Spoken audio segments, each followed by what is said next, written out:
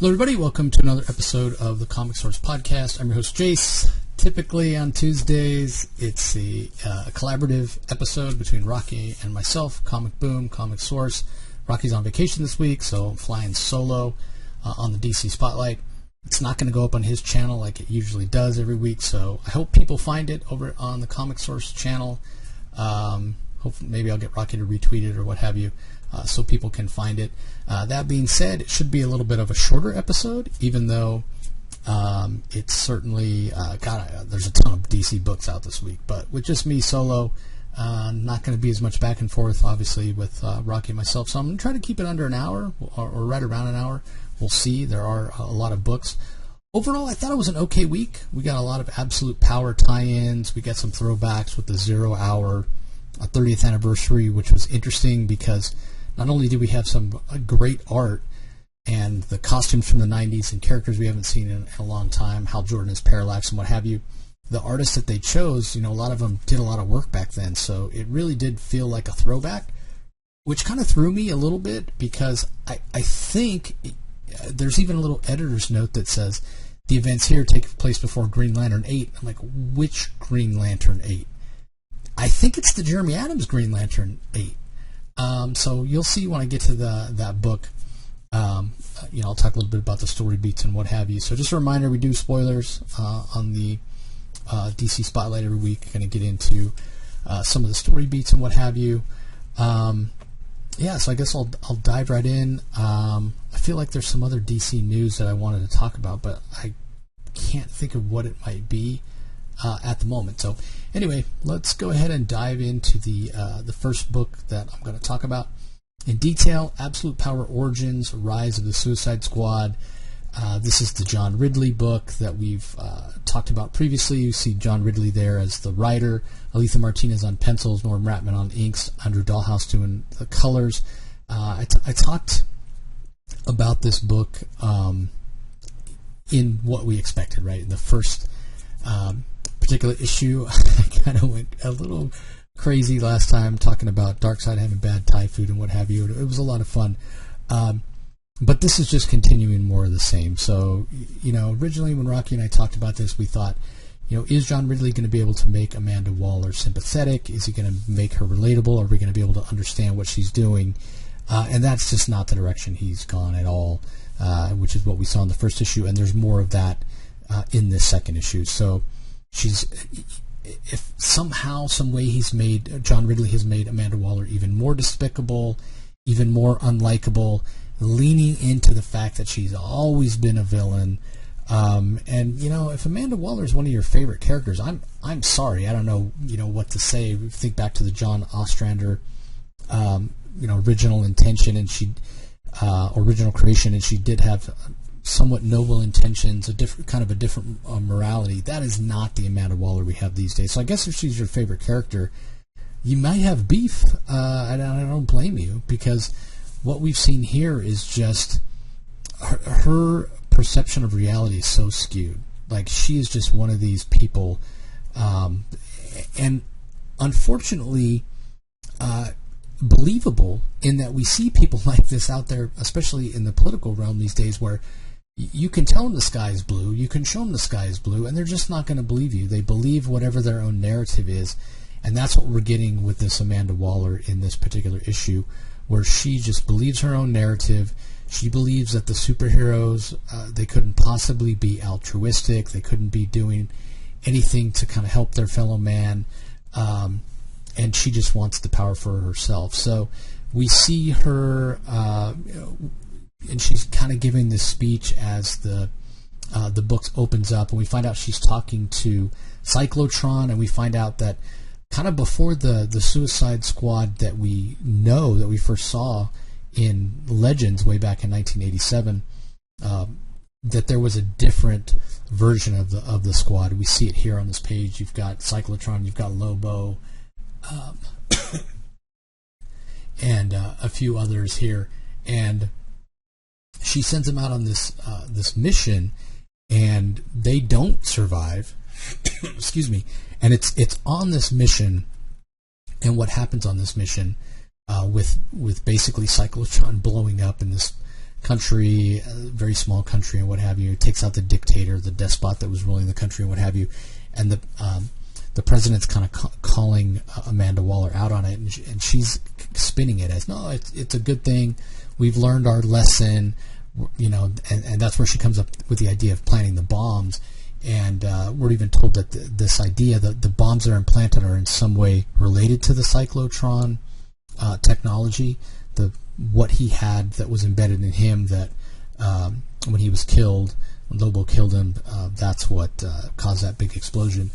And if you see there in the background, that's the squad that we're used to seeing, right? Like we've got Bronze Tiger, we've got Deadshot, we've got Enchantress, we've got Captain Boomerang. So it's almost intimated that there was even though originally we were told this was the first iteration that we saw in that Legend series, like I said, that actually there was something that happened before that, and it was just kind of a black ops, black bag, where nobody knew, clandestine kind of mission, and this is where she got the idea of putting the bombs in the brain or what have you. I don't know if that's been retconned, because obviously originally in 1987 they were wristbands, and it would just blow their arm off. But regardless of all that, like that's all semantics, and that's all little tiny details. The important thing to take away from this is, Ridley's not trying to make her in any way, shape, or form redeemable.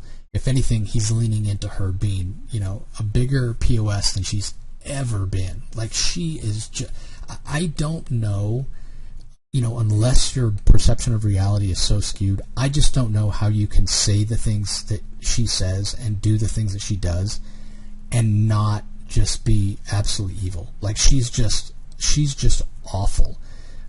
It's like saying the quiet part out loud. It's everything I've said about Amanda Waller for years about what a horrible, despicable person she is. And DC's totally, leaned into that way. Even going back to the Bendis stuff, where she wasn't quite overt about her power grab and what have you. But yeah, she's irredeemable at this point, and just a horrible, horrible person. So there's not really another way to spin it other than that. And like I said, the thing that surprised me and why I sort of enjoyed the first issue was that Ridley made me dislike her even more, which I didn't think was possible. This doesn't really level up anything, so this for me in terms of my dislike for her. So it's just kind of an okay issue. It doesn't really advance absolute power either. It's less kind of important to understanding who Waller is. I think the first issue is more important, but we'll see what happens in the next issue because it says the Wall versus the Bat. So Batman again, it's hard to fathom Batman and what we know of Batman allowing a person like Amanda Waller to exist, because again, it's the quiet part out loud. Like I said, she's just completely despicable, and you would have thought somebody would have taken her out before it got to the level of what's going on in Absolute Power right now. So anyway, speaking of Absolute Power, we have another tie-in. We've got Absolute Power Task Force 7 that's out this week as well. It's from writer Alex Packnadell. We've got Pete Woods handling the art and the colors, letters by Dave Sharp. I'm not going to get too into this. Velocity is the Amazo robot that is going after the Flash. He's trying to understand who Barry Allen is. He's trying to understand why Barry Allen is still running. Velocity does expect when he gets close to Barry and he starts absorbing his powers that he's going to get his aura as well, that aura that protects Barry from friction and heat. That's not the case. For whatever reason, Velocity's not able to sort of steal that part of Barry's power. Maybe he's not close enough to him for a long enough period of time, but he does feel like he's catching up. He's faster than Barry. So it's an interesting story. It talks a lot about the anchors of the Speed Force and how Iris is that for Wally and what have you. And I do really like this story in terms of Velocity. The first couple of Amazo robots that we had, less so with Jadestone and definitely less so with Velocity here, is that kind of weird vocabulary or weird almost Shakespearean way of talking. We saw various ones that it didn't really work for me. It's interesting as we've gone on in the series, it's almost like they got better. The writers got better at understanding what these Amazo robots were. Because this one, Velocity is similar to Jadestone in that he's questioning a lot of why he's doing what he's doing. He's trying to understand Barry, and Barry does try to get him trapped in the Speed Force.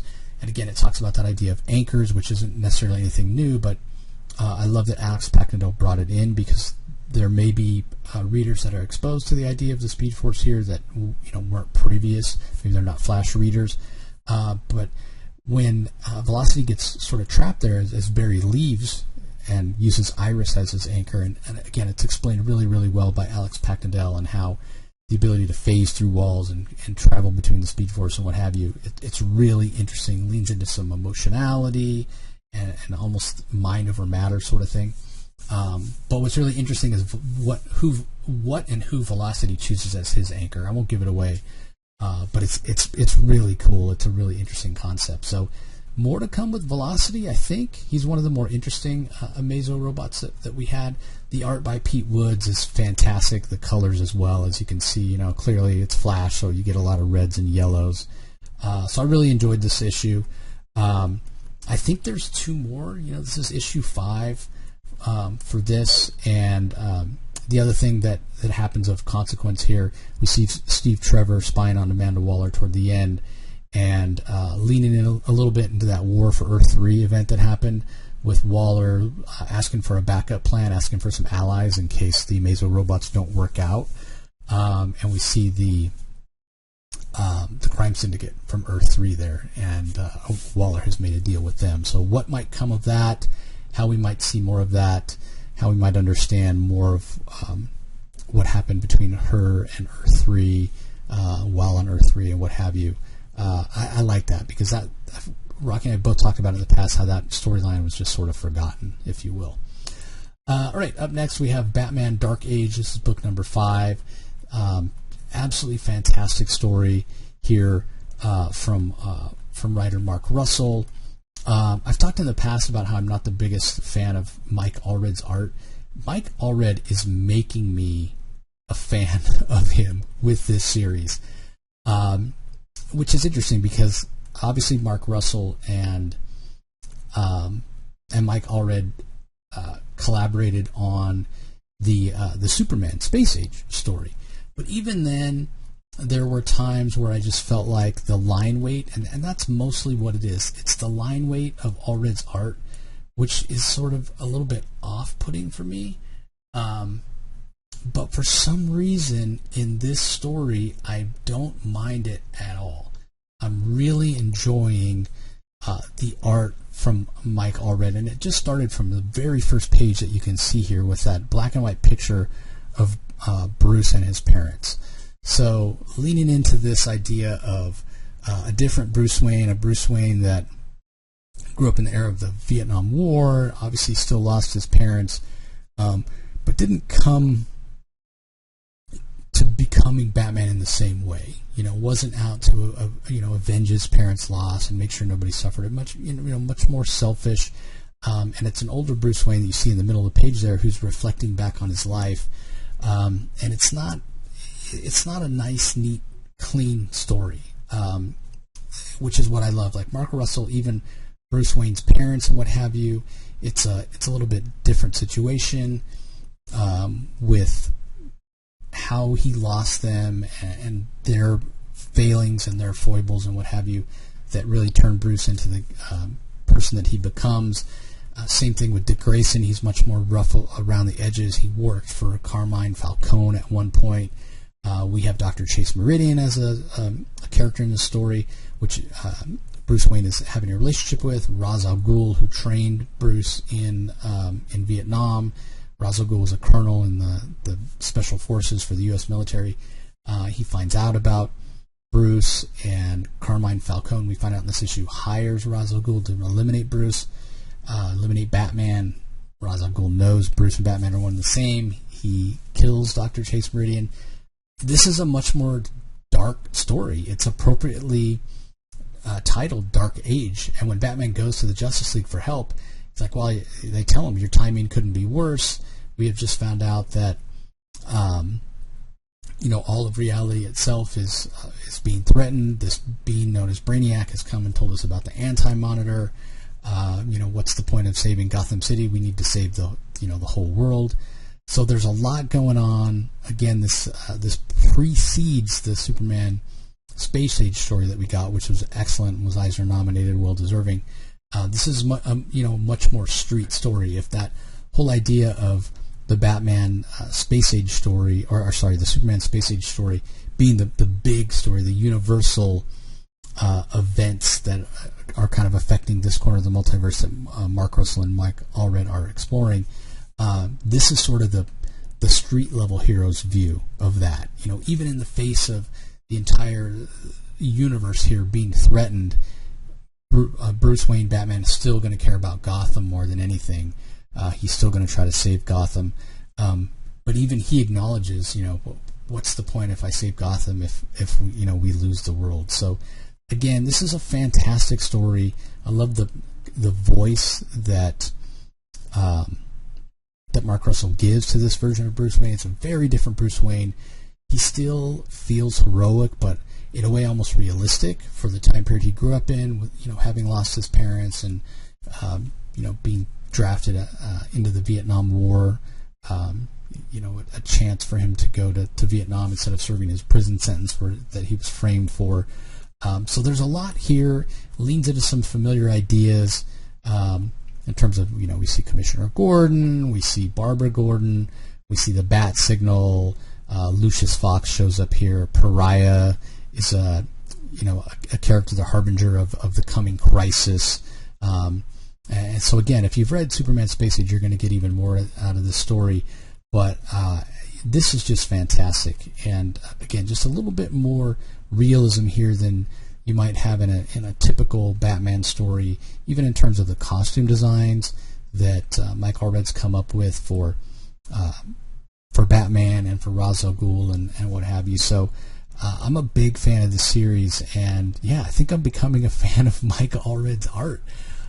It just really, really works for this story, and I can't really picture anybody else drawing this. Like this universe, this corner of the multiverse that Mark Russell is exploring, because I think you could do more here. I'd love to see a Green Lantern story next. Wonder Woman would probably work as well, and I'm not as much of a fan of the character, but I would love to see Green Lantern next, and it's got to be Mike Allred on art. It's got to be Mike Allred on art. So really, really enjoying this. I think I gave Batman Dark Age #4 my book of the week last time it came out. It's a contender this time as well. Really, really enjoying this story, and I think Rocky has said multiple times that he enjoys this more than the Superman story. I was kind of on the fence, but after last issue and this issue, as much as Superman, I like the character of Superman so much more than Batman, generally speaking. Superman's my favorite character.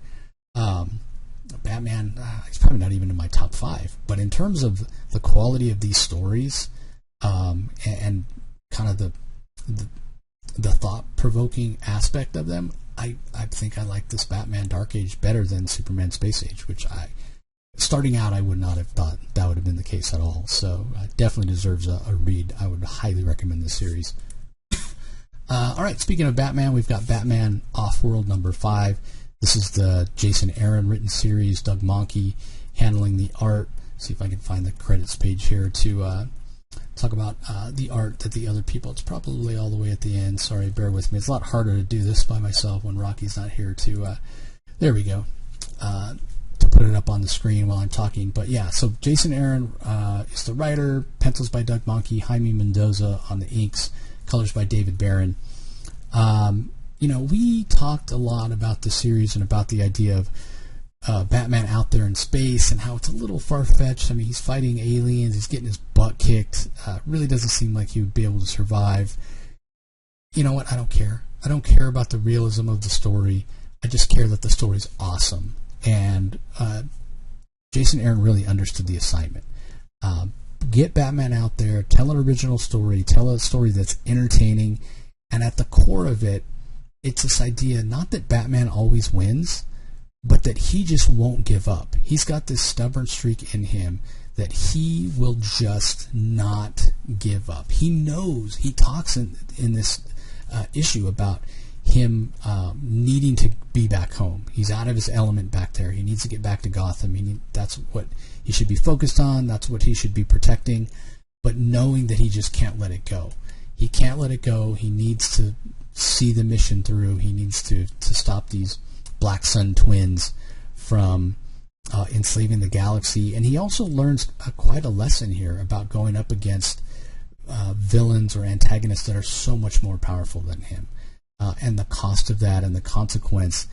And I'll give Jason Aaron a lot of credit for sort of leaning into this idea of this is Batman early on in his career, and would he make the same choices now that he's so much more experienced that he makes in the story? Because although he pays somewhat of a toll, especially physically, like I said, these fights that he gets into where he's getting his ass kicked, but there are others that pay a much heavier price than Batman, which is really interesting to me to think about it. How much does that weigh on him? It's a little bit of a retcon in a way, but I don't mind it. I think it really works, and the art by Doug Mahnke is fantastic. These fight scenes when Batman, early on in the issue, he's going up against this Thanagarian bounty hunter. The colors are very bright and vibrant from David Barron. So there's one issue to go. The way this one ends, it ends on a bit of a cliffhanger. Not sure how Batman's going to get out of it. But it's awesome. It's big, it's bombastic, it's over the top. Yeah, it's not the most realistic, but we've also had Batman jump from the moon previously, and this does not stretch believability any more than that does. But it's awesome.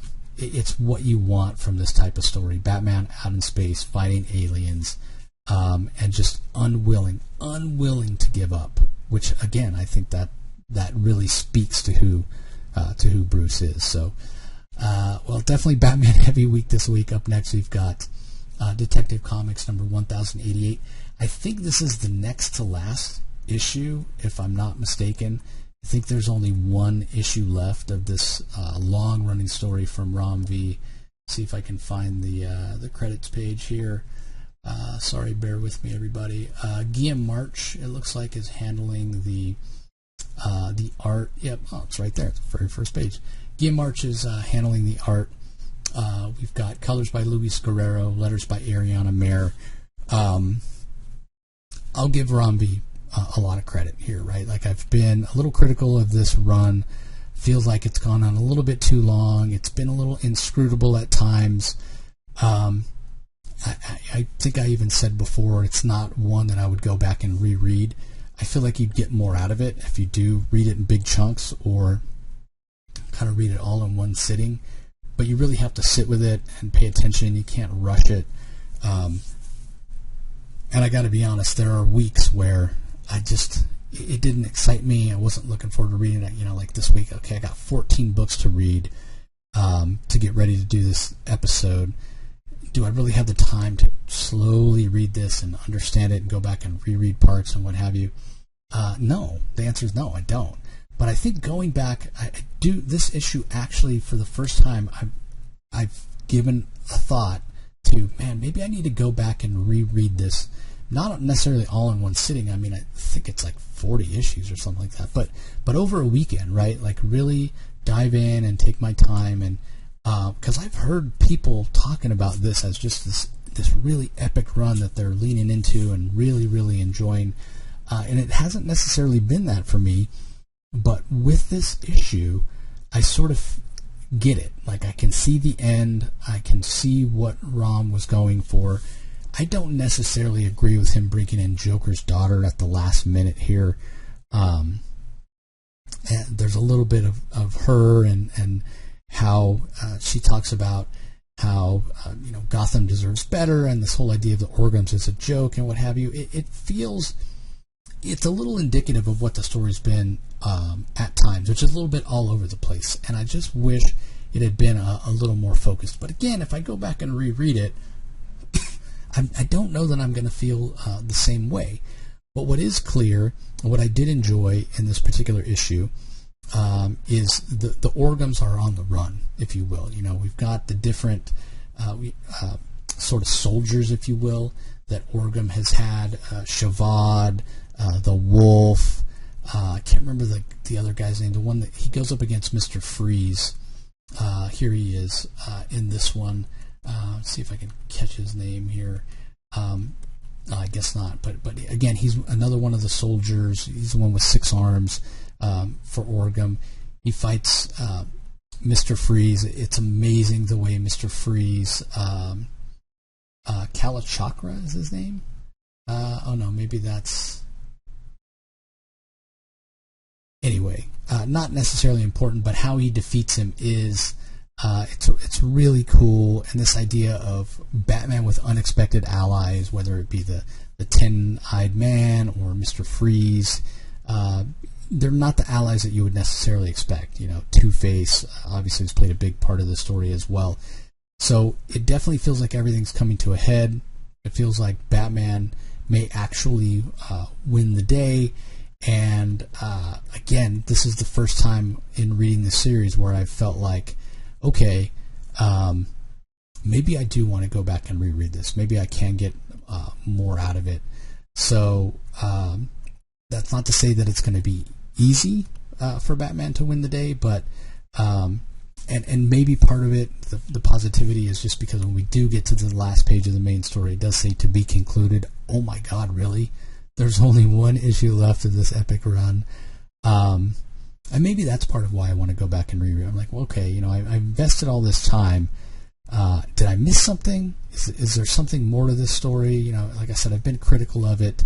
But Ram V is a writer that I generally enjoy, but this has been much different than anything he's ever done in terms of just length and the decompression of the story. So yeah, I still have mixed feelings about this run. But I feel like I kind of owe it to myself and I owe it to Ram to go back and reread it. So if I do, I'll definitely mention it. There's a backup story as well, which it does tie in pretty well to the main story. It's called Golden Child. It's by Dan Waters as the writer. Christopher Mitten handles the art. Patricio Del Pesce on colors. Steve Wands on letters. We see Talia al Ghul, and we know in recent last couple of years of DC Comics, the Lazarus Pits haven't been a thing. You know, we know Ra's al Ghul is supposed to be currently dead, but she revives the son. I can't remember. That's the other part about this, right? Like these characters, they're not, and we've talked about this before as well. They don't make enough of an impact that I can even remember their names. Like the son here, or Orgum, I can't even remember his first name. Like that's a problem. There's too many characters at times. And Arzin, there you go, Arzin Orgum. Like that's a name I should remember. I mean, the guy's been a character in this book for years. I mean, maybe that's on me, but he hasn't. None of these Orgum characters have really been memorable enough. I just wish there was a little more focus at times. You know, focus on the different characters. Again, maybe it's me. I'm reading too many books or what have you. But anyway, Talia does in some way find a way to use, I guess it's an artificial Lazarus Pit in a way, in a lab here to resurrect Arzin Orgum. Talks about, hey, your mother killed you. Is this another new unexpected ally for Batman or what have you? So we'll see how that plays out. But more importantly, in terms of consequence, beyond this story, does this mean Lazarus Pits are back? Does this mean anybody can be resurrected again with a Lazarus, you know, even though it's an artificial Lazarus Pit? Is this the way Ra's al Ghul is going to come back? A lot to be explored there. So I was a little surprised to see it, but I don't necessarily... I mean, I was really surprised when Arzin Orgum was killed, to be honest. So not surprised that they're bringing him back here, although the way they've brought him back is a bit of a surprise. And yeah, our Lazarus Pit's back, even if they're artificial and in labs. I guess we'll see. It's been a while since we've seen Lazarus resin, which is sort of the remnants, if you will. And then we know in Zdarsky's Batman Catwoman War, you know, that meteorite came and crashed there, and that really hasn't been explored too much in the Batman series, with Vandal Savage becoming commissioner and what have you of the police department. So there's still that to be explored as well. I hope it's not forgotten, because I'm mean, Lazarus Pits have been around in DC Comics since the 70s, so it's an important part of DC lore, and I think they should exist. So we'll have to wait and see how that all works out. All right, we also have Nice House by the Sea, issue number 2, from writer James Tynion, Alvaro Martinez Bueno on the art, Jordi Blair on colors, and World Design handles letters and design.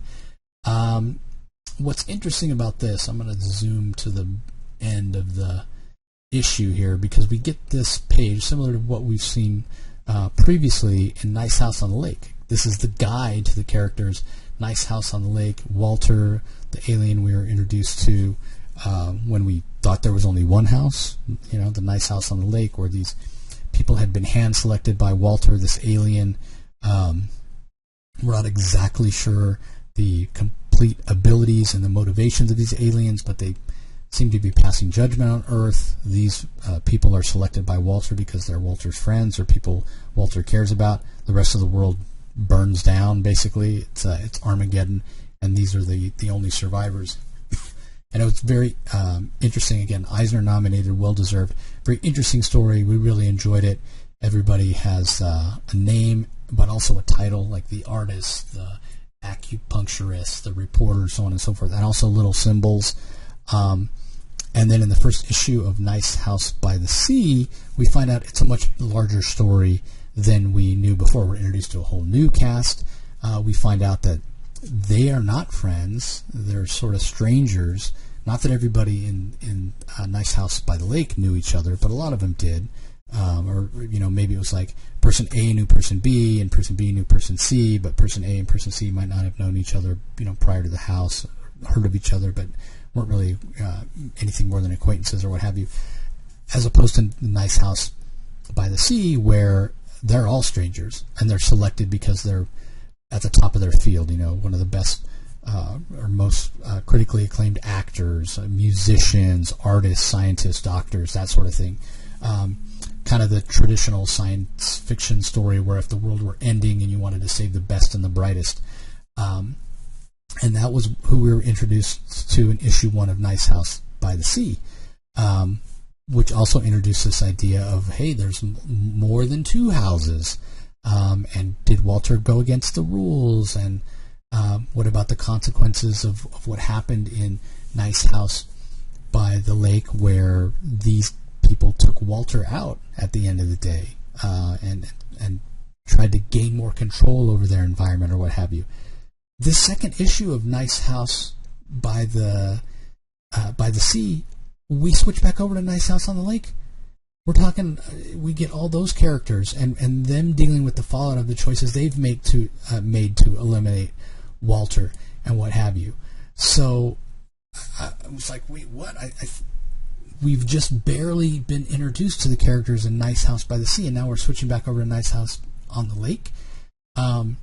I'm not necessarily disappointed by that. It's nice to check in with those characters and see what's going on. There's a lot of drama based on things that have happened and decisions that they made in their own series. And it does really introduce this idea of it being part of a much larger story. But it was very surprising. It was very surprising to me. And it made me want to go back and reread Nice House by the Sea as well. Because it's been a while, and there's things I think that I'm forgetting. So, interesting choice, because I there's still so much more I want to know about the characters that are in the Nice House by the Sea. But I also want to know how everything ties in. So, clearly it's a much larger story that James Tynion is telling, and the art by Martinez Bueno is just fantastic.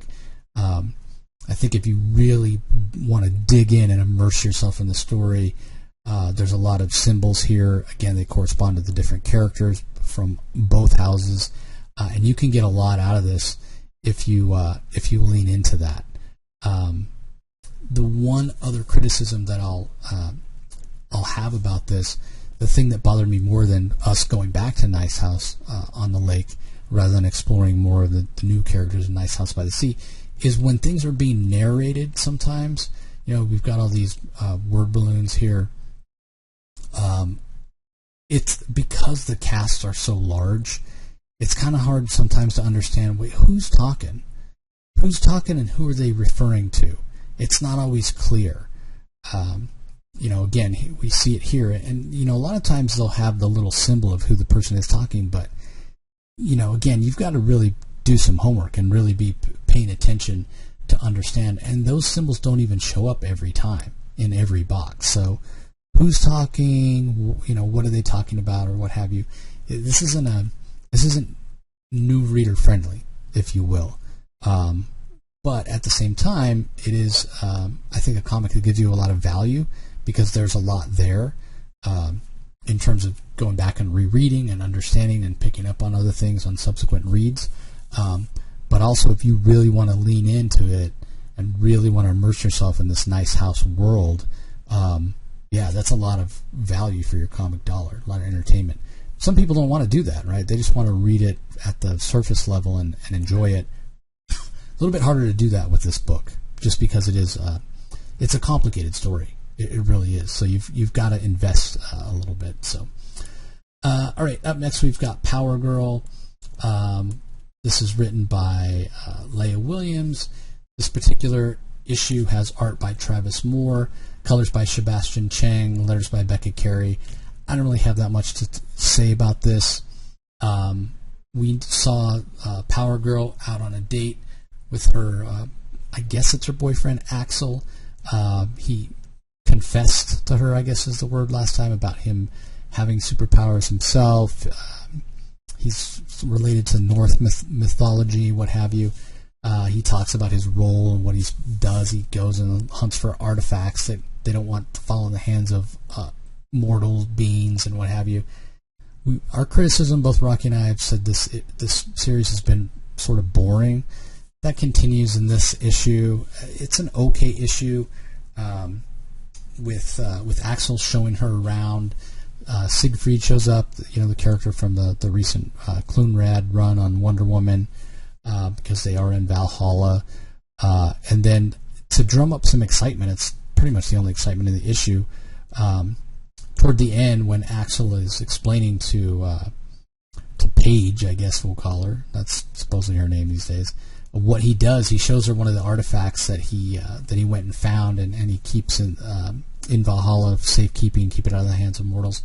And it's this mirror of Mimir, which is kind of a mystical scrying pool, and Axel tells Power Girl, just ask it to show you whatever you want, just on a whim. She says, show me my roommate Omen, and clearly you look at this, Omen's going through some stuff.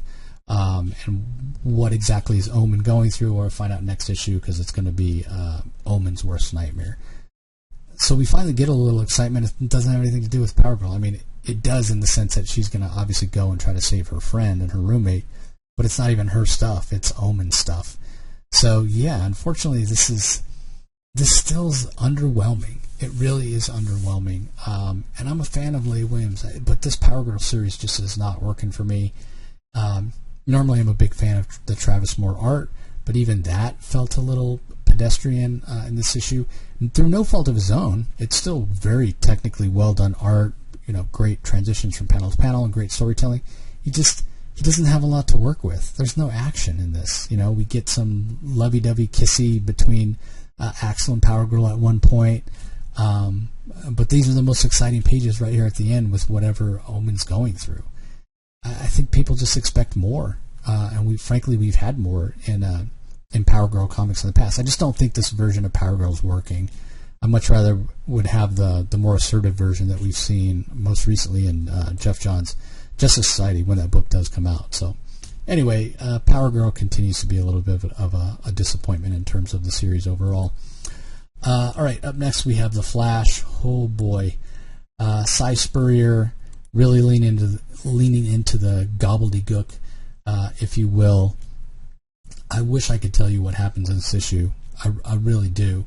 But Wally is still lost in the Speed Force. Everybody else is still looking for him, including Linda. And to their credit, to Cy Spurrier's credit, things are moving forward. They do find Wally. They do reach out to him. They do attempt to rescue him. How successful they might be is another story entirely. But when it starts off here, let me give the credits first before I do anything else. So yeah, written by Cy Spurrier, art by Ramon Perez and Vasco Gregev, colors by Matt Herms, letters by Hassan Otsman Elhau. And really cool image here with these little heads that look like Reverse Flash, Eobard Thawne crown, arc angles, and all that. So it does all tie together.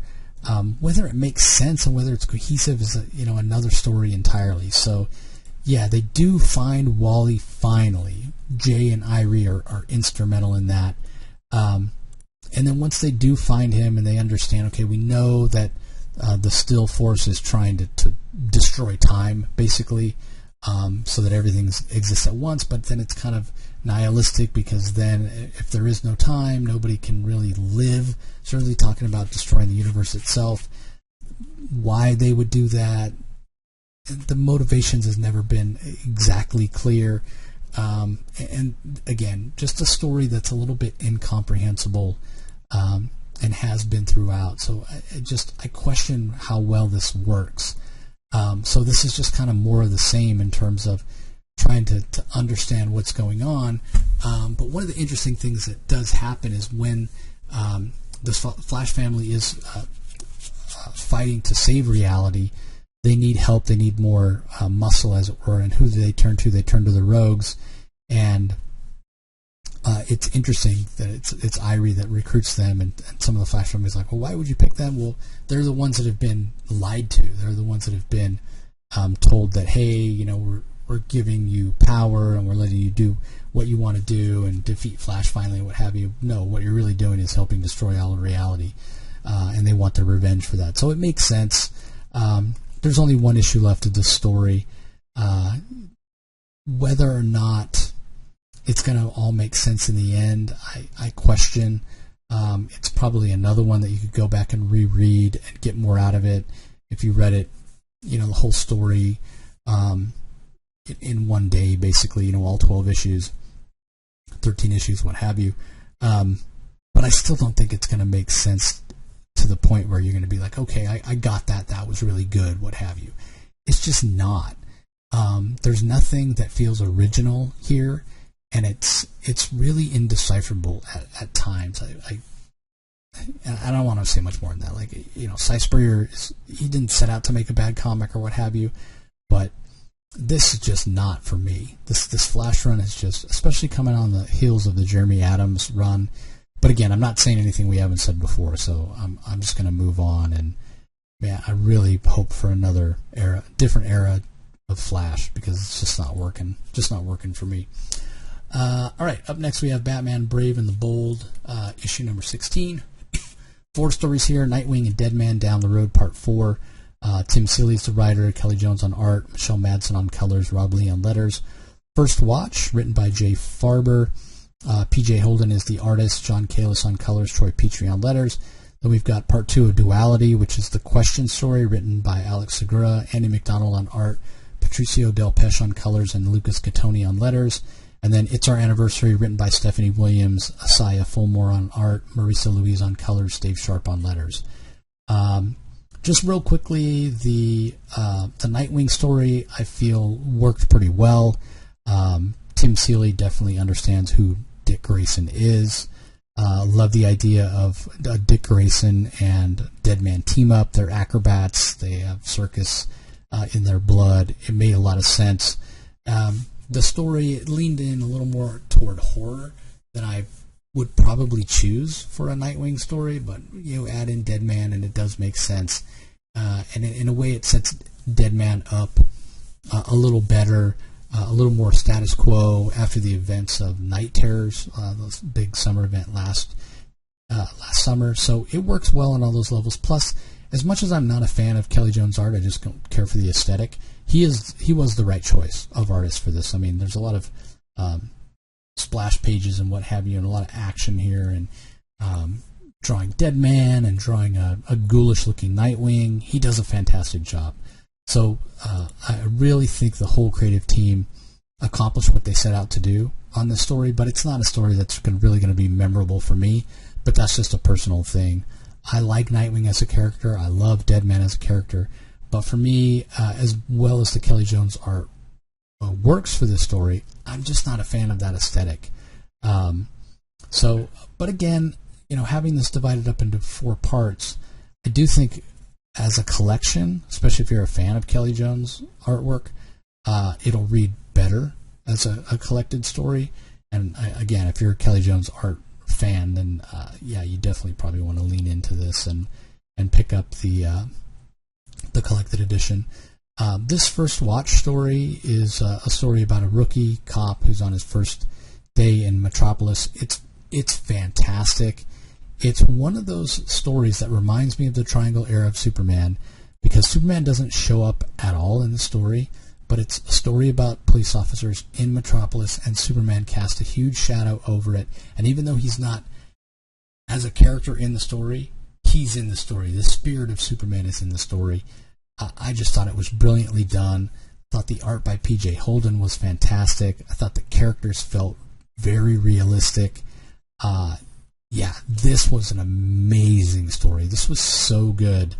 Kind of reminded me of GCPD in a way, right? Like you get those human stories of these characters and the way living in a universe or living in a city that has superheroes and the consequences of that and the effects of that, how it just affects people's day-to-day lives and what have you.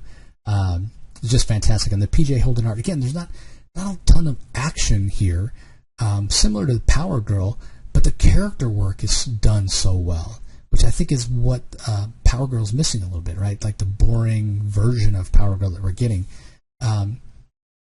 These are just regular people, and they come across as regular people doing the best they can, trying to protect and serve in Gotham City. So, yeah, highest possible recommendation for that story. Just fantastic. And then the Alex Segura question story, like I mentioned, I talked before, we know there's a new question series coming in a couple months as part of DC All In. Mentioned the solicit saying after what happened to Renee Montoya in Gotham City, well, now we're getting clues, right? We find out who's behind the recent attacks. I love that Segura's going back and pulling from things that happened in John Ridley's Blue Wall. It's a mystery. So Zero is the character that's after Renee. Seems to know all about her. The fact that she's the question, her love life, her drinking, her alcoholism, all of that. He knows everything. But why is he exposing her? Why is he after her? Why is he, poking at everything? And, maybe he was even partly responsible for the death of her brother and brother's fiance. Like, there's so much there. So clearly this story is what is being referred to in that solicitation, talking about, after the way she, it didn't say fled Gotham City, but, it was intimated that something awful happened and she needed a fresh start somewhere. So this is fantastic. Again, great character work. Like, if you want to have a sense for how well Alex Segura knows Renee Montoya, knows the question, you just have to read this story and you'll understand. He gets Renee, and this is awesome. I love it.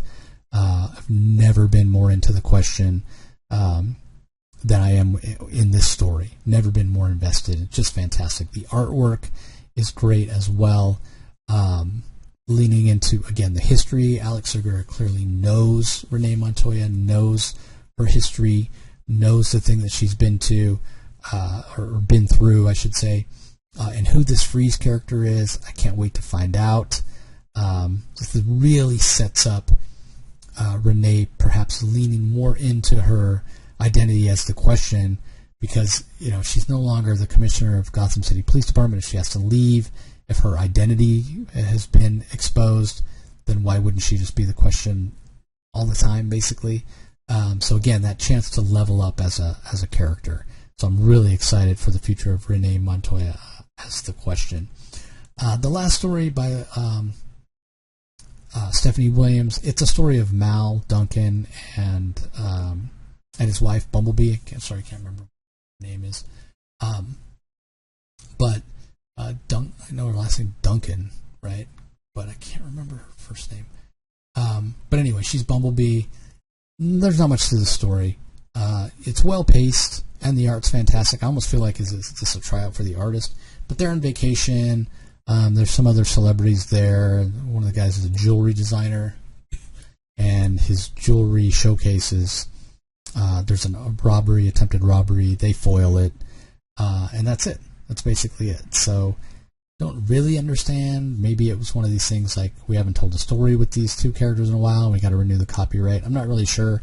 It's not really anything special. It's not going to stick out in my mind, but there's nothing wrong with it either. And if you're a fan of Bumblebee or Mal Duncan, at least you get a chance to see them. Because, again, it's a well-put-together comic, technically very good. There's a little bit of action. I think the dialogue, it's scripted well and what have you. I mean, Stephanie Williams is a talented writer for sure. I'm just not sure what the point of this was. I'm really, really not sure. So, anyway, let's move on. We've got Zatanna Bringing Down the House up next from writer Mariko Tamaki. Javier Rodriguez handles the art and colors. Hassan Otsman Elhau handles the letters. Again, it's a Black Label book. It's out of continuity. It's Zatanna kind of learning, a different Zatanna than we know. She's more hesitant. She's kind of learning how to use her magic, accepting the fact that she even has magic.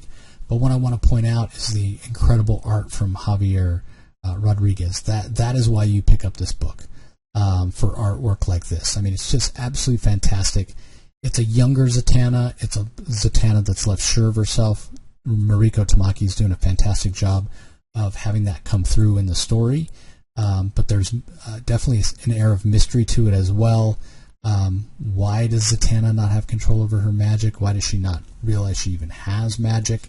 And how that's going to tie into her relationship with her father, that starts to be revealed slowly throughout this issue. So this continues to be fantastic. It's really interesting. You don't need to know anything about Zatanna going in. You can pick up the first issue and read it. It gives you everything you need to know. There is this, as much as it's magic and it's DC Comics and it's superheroes, there is a kind of a sense of realism. Again, a younger Zatanna who's just starting to, come to terms with her abilities and realize she has abilities. So it's a good introduction to the character before you dive into her in the regular main DCU, where then it gets Justice League Dark and different events and everything you have to understand to really get the most out of those stories. This is self-contained. It's off by itself, but really getting a sense of who Zatanna is going to be. This is sort of a coming-of-age story in a way, and Mariko Tamaki is fantastic telling those types of stories. So really fantastic series. We've got Dead in America, John Constantine Hellblazer, issue number 8 from writer Cy Spurrier. Lissandro Esterin handles the art in this particular issue. Patricio Del Pesce on colors, Steve Wands on letters. Again, this is another one that's going to read so much better in trade. Lissandro Esterin, we've seen do a lot of work recently in the Sandman Universe Nightmare Country type books. Their art just doesn't work as well for this story. The Aaron Campbell art has impact. It's street. It's gritty, as opposed to this watercolor that's still can be terrifying, still can be horrifying that Esterin does, but it's a little more abstract. It's a little more ethereal, and it just doesn't work as well for me because this story is more than being a horror story. Is about evil, right? That's kind of what I've come to identify this sense of evil that Constantine is fighting against, right? Like he's dead. He is literally dead in the story in America, but the corruption, the rot, the moral decay, the evilness that is underneath the surface of America, the things that are wrong, and I don't get that sense with the Esterin art. In terms of the story, it's fine. It continues with what happened last issue with Constantine finding out who had Morpheus' sand and abused it for a long time and used it to take advantage and gain power. We learn more about that character in this particular issue and how he craved the power, he wanted the power, but then when he got it, he self-professed here that he didn't really know what to do with it. And we find out Swamp Thing is trapped in hell also. And in the end, Constantine does what he does best, right? He ends up making a deal to give up himself, because we know how he's tortured various demons and evil entities and the forces of hell over the decades. And so he agrees that he's going to turn over the sand, or if they help him find the sand that he can turn over to Morpheus, that in exchange Constantine will give himself to the forces of hell so they can do whatever they want to him. But he gets 1 week back up on Earth, not dead, so he doesn't have to wear a wetsuit to hold all his body parts in or what have you, but just to tie up loose ends, as it were. Knowing Constantine the way that we do, we know he's going to double-cross, and the demons probably know that as well. But it does make for an interesting setup as we come to the final act in this story. But again, I do think I would have enjoyed this issue a lot more had I had that Aaron Campbell impactful art. I got to imagine the Aaron Campbell art is so detailed, he probably needed a month to start working, on issue 9 and issue 10 and issue 11. I think this is 11 issues long. So I'm sure that's why Estrin filled on an issue. But I just feel like it lost a little bit. The story lost a little bit of its impact with this different artist. Again, it's not bad art, but just it doesn't have the same feel. It doesn't give the story the same tone. All right, up next we have Green Arrow. This is an absolute tie-in, absolute power tie-in as well. Written by Joshua Williamson, M&K Nahelapan on the art.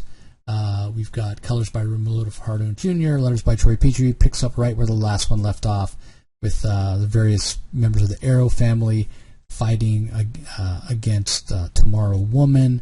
Professor Ivo's been kidnapped by Amanda Waller. The assumption that we're all making, the assumption that the Green Arrow family is making, is nobody wants, or Amanda Waller doesn't want Professor Ivo out there so that he can give information on the Amazo robots that would allow the heroes that are still free and haven't been captured yet by Waller. She doesn't want Ivo out there as a resource for them. We even see the name of the issue there is Get Ivo. So a lot of action in this issue. They do manage to convince Tomorrow Woman that she should be helping them, not fighting against them. She should be helping them save Ivo so they can get Ivo to help her. And also Ivo can tell them how to stop the Amazo robots. We did see that last issue, Bright, one of the lieutenants, I guess you'd say, of Amanda Waller, was able to capture Professor Ivo. And Cheshire and Leanne stow away on Bright's transport. They're trying to rescue Ivo. Bright captures them and basically holds them hostage and tells Roy Harper he's got to choose which one lives, which one dies. Typical superhero type stuff from Williamson here, as they're trying to rescue Ivo. But who shows up kind of changing sides, I guess we could say? Oliver Queen. So what exactly are his motivations? Is he really on Waller's side? Is he not? It's been a question throughout. Mark Waid's trying to throw us red herrings here and there.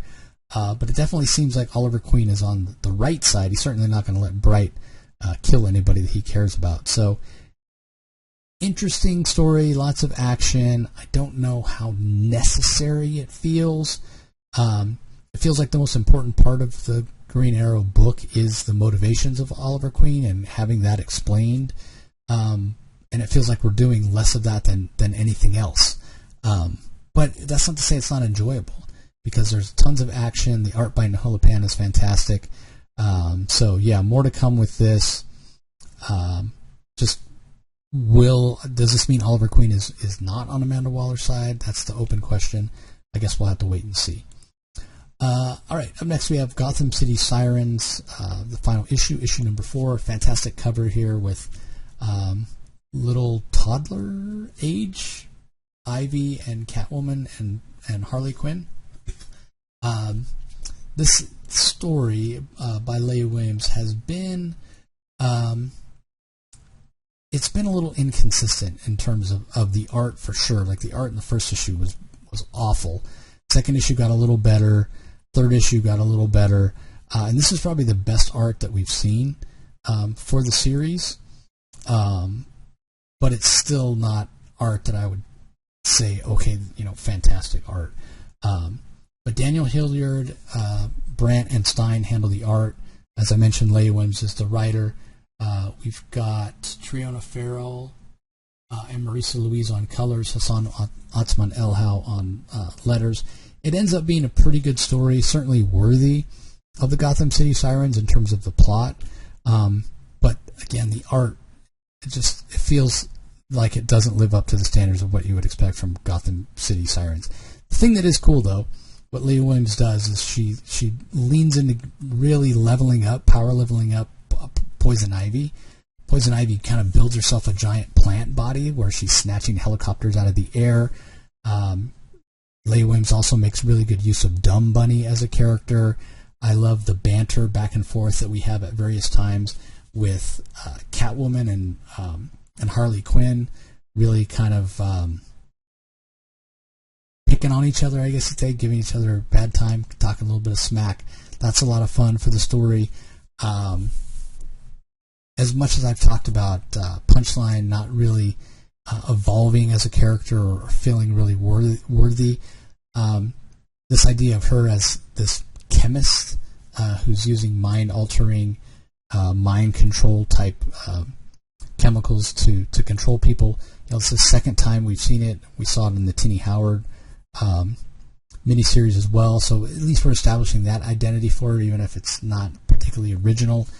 It does work. So there's a lot to like here. But again, I just feel like with a more high-profile artist, the series could have been something special. And although I think I will remember it for what Leigh Williams is able to do, and like I said, the banter back and forth, Dumb Bunny, Poison Ivy showing how powerful she can be. Those are things that'll stick with me. I almost feel like the potential was there for more with the series, but unfortunately I think the art held it back a little bit. All right, so last book I'm going to talk about in detail here is that 0 Hour 30th anniversary special that I mentioned before. Again, I wasn't 100% sure where this fit into continuity, but I think it basically happens now, even though we're getting Kyle Rayner in his 90s costume and what have you, because what happens is he finds himself in a little bit of a pocket universe. A splinter universe is the way that it's described. So we've seen the Time Trapper do this at various times, and so this is basically Parallax. What we find out is during the events of the original 0 Hour, Parallax at some point split off a little splinter of himself. That little splinter was able to go and create this pocket universe where there's not billions or millions or even thousands, but just hundreds of citizens. It's a little pocket universe. Coast City being the preeminent city of that, and that's where everybody lives. But his power is running out. Parallax's power is running out. He's no longer able to maintain the city, and so it is. It's going to come to its conclusion. But what's interesting is everybody that lives in this pocket universe, it's their 90s version, and even when, because that's what Parallax knows, and that's what he created them as, and how they have maintained. And even Kyle Rayner, when he goes to this universe, when he's on this planet, and there's this portal he gets pulled into, he's in his 90s costume as well. So it leans into the events of 0 Hour, but you don't need to have read 0 Hour to understand what's going on. It's a very self-contained story. But the art is just fantastic. Again, I mentioned various artists that we have here. So it's written by Dan Jurgens and Ron Mars. who are legends in the comic industry, and certainly were working at that time. I mean, Ron Mars created Kyle Rayner, so no better person to be writing it. And Wave Rider plays a role here as well. Dan Jurgens has written him before.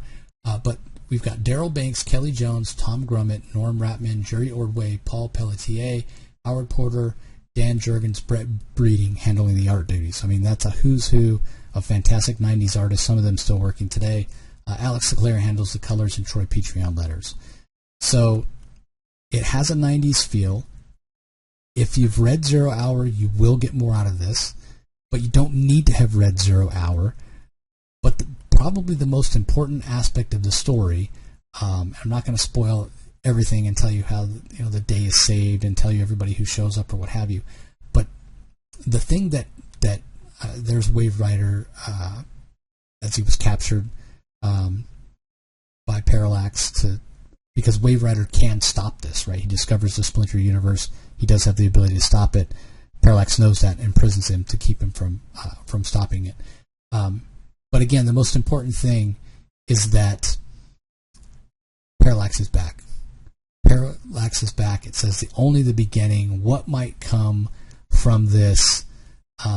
That's really interesting. Again, bit of a throwback to some 90s stories. How it's all going to tie in, we'll have to wait and see. But this was fun, especially seeing all these various artists and their styles that some of them I hadn't seen their work in a while. Definitely made me want to go back and reread 0 Hour. It's a fun comic. I love that there's this consequence of Parallax being back that can feed into future stories. But again, you don't have to go back. You don't have to reread. It does stand on its own. But it was just a lot of fun. It's hard to believe it's been 30 years since 0 Hour, 1994, since 0 Hour, which was sort of created as an event to fix some of the things that after Crisis on Infinite Earths, just because everything didn't restart at exactly the same time, and 0 Hour was trying to fix some of those continuity errors. We could have a very long discussion on how successful it was in doing that. Most people would say probably not very successful. But this is a lot of fun. There are various covers as well, which are just fantastic. Various pinups here. Tony Harris does a Starman pinup. We've got a pinup by John Bogdanov with Superman. It's dead. There's a statue. Bruce clearly never recovered from his back being broken. Azrael, another really prominent figure in the 90s, shows up there. Does that one say who it's by? Oh, Dennis Cowan and Chris Sotomayor. There we've got Parallax by Rick Leonardi. We've got the Fearsome Five, who play a role by Chris Sprouse. Nicholas Scott doing this world's version of Batgirl, Supergirl, and Wonder Woman. That's Donna Troy as Wonder Woman. There's a roll call that shows the various characters. And yeah, quite a few amazing covers as well. This main cover here by Dan Jurgens. There's also a cover by John Bogdanov, which is a foil cover. I think there's another one by Ken Lashley, which shows Kyle Rayner. So yeah, all in all, a really, really fantastic story. I don't have graphics, everybody, for the collections this week. I apologize, but I will tell you the collections that are coming out. We've got Batman Volume 1, I Am Gotham, the 2024 edition. So that's the Tom King run. 192 pages. It basically collects the first 6 issues of the Tom King run of Batman. We've got Absolute Batman Arkham Asylum, 30th Anniversary Hardcover Edition. So that's the critically acclaimed Arkham Asylum story from Grant Morrison with art by Dave McKean. We've got Death at Death's Door that also has a collection. It's written by Jill Thompson, and it's as far as I know, it's a new story, but that doesn't seem right because it says it's a trade paperback. So I'm not sure. It doesn't really say what it collects, but it's 208 pages. It's perfect bound. It's $12.99. and his death at death's door. It says Black Label from the pages of the Sandman. So maybe it's a new collection. I'm not sure. If you're a fan of Death and Vertigo, you probably have a better idea what it's about than me. But it is out from Jill Thompson this week. Power Girl Volume 1, Electric Dream. So that's the current Power Girl series from Leigh Williams that's coming out right now. That collects issues 1 through 7, which is kind of interesting, collecting 7 issues instead of the usual 6. We also have Wildcats, the complete series, trade paperback, that collects 1 through 12. That's the Matthew Rosenberg Wildcat series, which was a very political story that I enjoyed. Rocky a little less so. And then finally, Justice League, The World's Greatest Superheroes by Alex Ross and Paul Dini, trade paperback, which collects the 6 graphic novels from Alex Ross and Paul Dini from, I think it was late 90s that stuff came out. It was Superman Peace on Earth, Batman War on Crime, Shazam Power of Hope, Wonder Woman Spirit of Truth, Justice League Secret Origins, Justice League Liberty and Justice. They're very famous covers if you've seen them. They've been on various licensed products as well, that Alex Ross art. So yeah, if you're so inclined, that's really great work from Alex. If you're a big fan of his, it's 400 pages for $30, and that's the last of the collected editions this week. So in terms of book of the week, it's a tough choice this week for me. I think there's a lot of deserving books. You know, Batman Dark Age continues to be really, really good. I almost want to pick it just because it's made me a fan of Mike Allred's art, which I didn't necessarily think was possible. Also, the Batman Off-World, really showing Batman at his most stubborn, if you will. But just the fact that he won't give up. The Nice House story, like I said, super complicated, but you can get a lot out of it. But ultimately, I think I have to go with the 0 Hour 30th anniversary, just because it was such a fun trip down memory lane. Again, it's a new story, it's an original story, but it fits in seamlessly to what happened before. What's going on now, bringing Parallax back. Kyle Rayner, fantastic. Seeing Donna Troy as Wonder Woman was great. Seeing Tom Grummett art and Daryl Banks art and what have you. Old school Kyle Rayner Green Lantern costume with the, what do they call it, the crab mask. Kind of looks like a crab. His mask is kind of in the shape of a crab. So that's what I'm going with. Again, I think Batman Dark Age could have been a worthy pick as well. But ultimately, I'm going to go with the 0 Hour 30th anniversary. It was just so much fun. Wave Rider and seeing the Fearsome Five, you know, legendary Legion of Superheroes villains. Yeah, so that's my pick. Anyway, that's going to do it for this episode, everybody. Rocky will be back next week. This will be back on his channel, Comic Space Boom, ! But we appreciate you joining us for this little detour onto the Comic Source channel. Please subscribe. Watch the other content. I have tons of interviews on here. New content coming out all the time, at least a few times a week. So really appreciate you watching this channel and subscribing to help make sure I retain access, if you will, to comic creators. You know, the more views, the more people support, the more creators want to come on because they see that our channel has reach. And it's all about connecting with the fans and readers. So, again, appreciate the support as always, everybody, and we will talk to you next time.